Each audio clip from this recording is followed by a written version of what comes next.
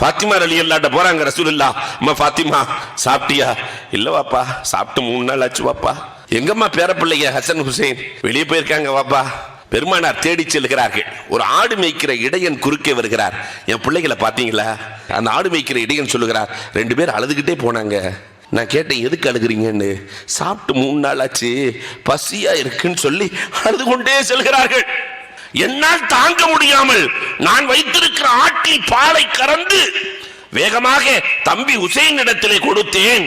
ஹுசைன் அலி எல்லாம் வாங்கி குடிக்கிறதுக்கு வாய் வரை கொண்டு சென்றார்கள். அண்ணன் ஹசன் அலி தடுத்து விட்டார்கள்.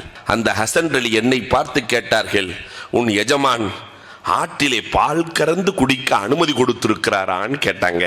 நான் இல்லை என்றேன். உனக்கே ஹலால் இல்லை, எங்களுக்கு எப்படி ஹலாலாகும்? வேண்டாம் என்று சென்று விட்டார்கள்.